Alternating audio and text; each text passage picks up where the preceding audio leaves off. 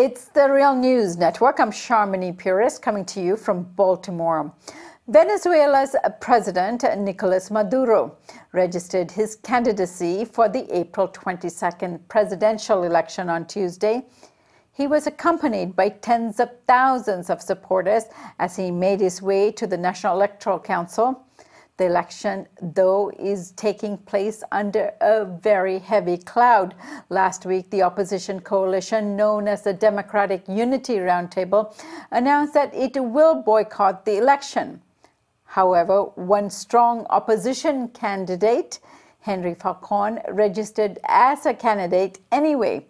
To complicate matters further, Bloomberg is reporting that Secretary of State Rex Tillerson is considering an oil embargo against Venezuela, which would take effect before the election. If so, this could wreak havoc on Venezuela's already debilitated economy. So joining me now to analyze the upcoming elections are two guests, Lucas Corner and Gregory Wilpert. Lucas is staff writer for the website VenezuelaAnalysis.com and is a master's student at Venezuela's Institute for Advanced Studies. Lucas joins us from Caracas. Thanks for joining us, Lucas. Great to be here, Sharmini. And Greg is a senior producer and host here at The Real News. He's also the author of the book, Changing Venezuela by Taking Power. He joins us from Quito, Ecuador. Thanks for joining us, Greg. My pleasure. And for full disclosure, I must say that Greg's wife is the ambassador from Venezuela to Ecuador. Lucas, let's start with you. You were at the manifestation and the crowd that was gathered that accompanied Maduro to register as a candidate. What were your impressions and why did people come out to accompany the president to go and register? Yes, there was definitely a large turnout in the streets of downtown Caracas today with, a decent amount of enthusiasm. It really is a measure of the fact that Maduro does enjoy, significant support among his hardcore Chavista base, something that's completely ignored by the international media. I mean, this has to do not with the fact, as is usually stated, that they receive, government food bags or, bonuses, which actually amount to very small amounts, but it's something more fundamentally that has to do with Maduro is seen as the continuation of the legacy of Chavez in a certain way, and the possibility of continuing and deepening the gains of the Bolivarian Revolution. And also, he's the only option for staving off the really catastrophic threat represented by the opposition, and were they to come to power, the real possibility that they would dismantle all the social gains of these past 19 years. So definitely, there is support, and actually Maduro's approval rating has reached a 23-month high, according to the conservative data analysis pollster, of 26% just recently. So definitely a significant gain. This 4-point increase in popularity, while it may seem insignificant, actually is important and notable given the extremely severe nature of Venezuela's economic downturn, the worst in several decades. And also given the fact that Maduro's popularity, though very low, is still higher than Colombia's Juan Manuel Santos and Brazil's Michel Temer's popularity, combined, in fact. And this obviously is something that is not reported in the mainstream media, and there's no calls for these extremely unpopular leaders, and in Michel Temer's case, who wasn't even elected, to be ousted given their low popularities.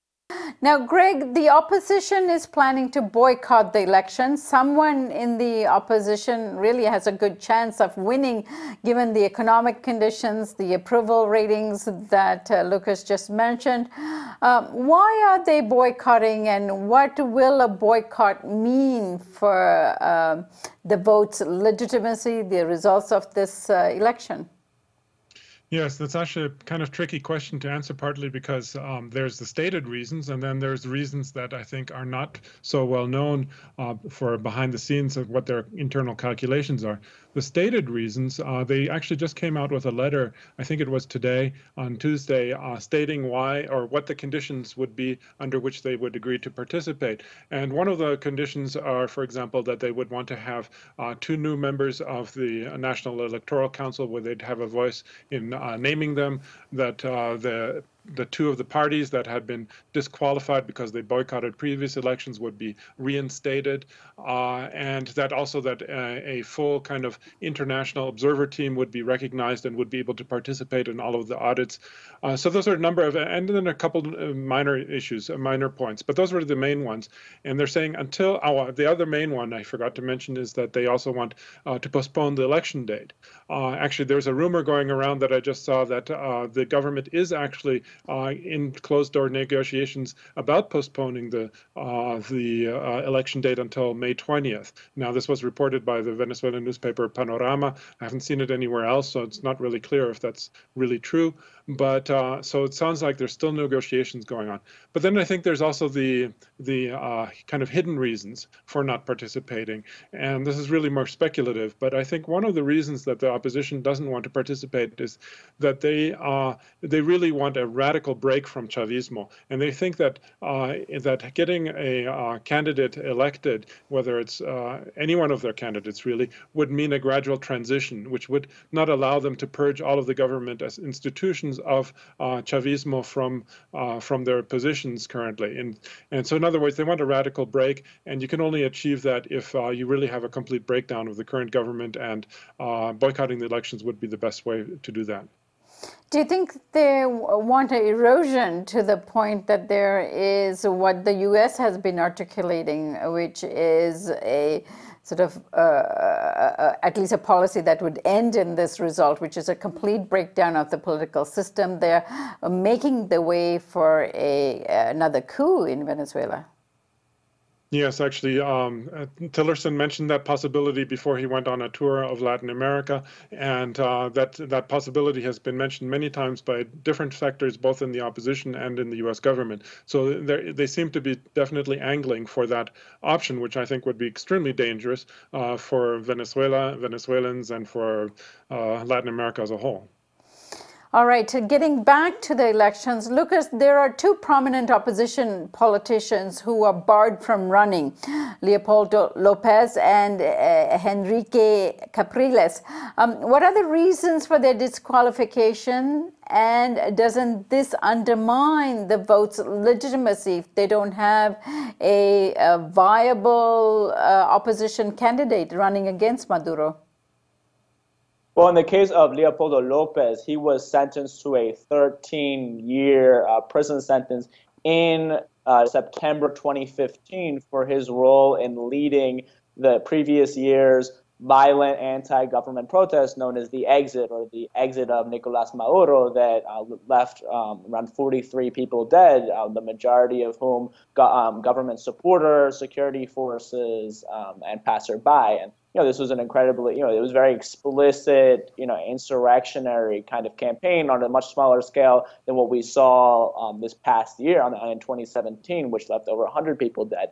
And he was convicted, and he was sentenced, to prison, and which has later been commuted to house arrest. So that's a very clear reason why he cannot stand. In the case of Henrique Capriles, in April of 2017, the Comptroller General found that he was banned for 15 years on the grounds of receiving international financing for electoral campaigns, as well as certain allegations concerning corruption, irregularities in government contracts. Now, none of that has really been made clear, and I think that it remains to be seen whether that is a legitimate justification. Nonetheless, Henrique Capriles is not by any means the opposition frontrunner that he was in 2013 when he nearly beat Nicolas Maduro and what was effectively a tie. That in fact his popularity has sunk, given that his support for violent opposition protests. So I don't think that he can even be considered such a decisive player at this point. I think Henry Falcón in many ways is a much more dangerous threat, given his ability to court moderate, middle-of-the-road, opposition supporters, as well as, perhaps some angered Chavistas, though definitely not in significant numbers, that makes him definitely a threat to Nicolas Maduro. Greg, the Secretary of State, Rex Tillerson, here in the U.S., has suggested that there would be an oil embargo if Venezuela proceeds with this election. What would that mean to the economy, particularly given that it is currently suffering a great deal economically, and people are suffering the consequences of it at a very pivotal time during an election? Yes, an oil embargo would be really devastating for Venezuela because Venezuela continues to export something like close to a third of its oil to the United States. And the thing that one needs to know is that most of that oil goes to very specific refineries that are equipped to handle with the extra heavy crude or heavy crude that Venezuela tends to export to the U.S. And so it won't be that easy to find new markets for it because you'd have to find new refineries that have additional capacity to refine this particular type of crude. In other words, the refineries that Venezuela has in the U.S. are specifically made for Venezuelan oil. So it would be a very big blow. It would, of course, be a blow to the U.S. economy to some extent as well, because Citgo, which belongs to Venezuela, is one of the largest oil companies in the United States with something like 14,000 gas stations. But it would be a much bigger blow to Venezuela. And I think the calculus is, again, to cripple the Venezuelan economy precisely to bring a radical break with the Chavista or Maduro government, because that would lead to basically a complete inability of Venezuela to import any products, and it depends still to a large extent on imports in order to feed the population. Now, Tillerson has said that they want to take that into account and want to try to soften the blow, but I think that's just rhetoric. If they really go through it, it would be basically trying to repeat the Nicaragua example of what happened in 1990, where people would say, even if we support the government, we're going to have to vote against it because we've got a gun against our head on this. Right. Now, what are the chances, Greg, of the Maduro government coming to some reconciliation with the opposition, and that these negotiations would succeed and the election is postponed? Yeah, I think the government is willing to do almost anything that is short of, just resigning, in order to make sure that the elections are seen as being legitimate and that there are no additional sanctions that would devastate the economy. Of course, it has to make that calculus against the background of possibly losing the vote, which it wants to avoid as well, of course.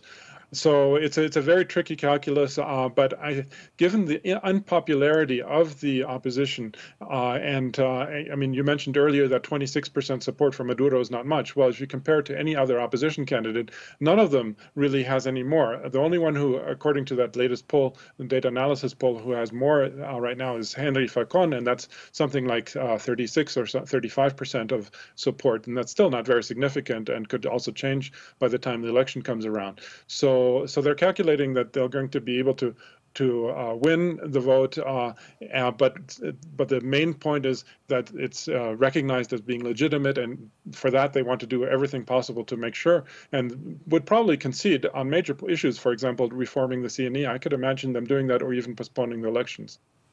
Right. All right, Lucas, let me give you the last word. One of the most frequent concerns that have been talked about a lot is the whole process and the practically omnipotent power of the National Constituent Assembly. It was elected last July, also under the opposition's boycott. The idea was to rewrite the Constitution, but now it is passing a decree that no one, not even the Supreme Court or the President, can change or challenge this. How is such power justified, and doesn't the very existence of this assembly make a presidential election questionable?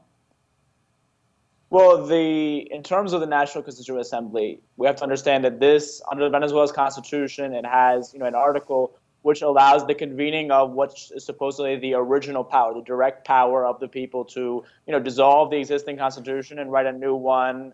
Basically, something that no other country, at least in the West, allows, given that most constitutions are written by elites and, imposed. I mean, so in principle, this is an extremely democratic mechanism that allows the renegotiation of the Magna Carta in a democratic fashion, and opening up spaces for, participation among citizens, et cetera. And, you do see in the composition of the National Constituent Assembly a large number of representatives of different social movements, et cetera.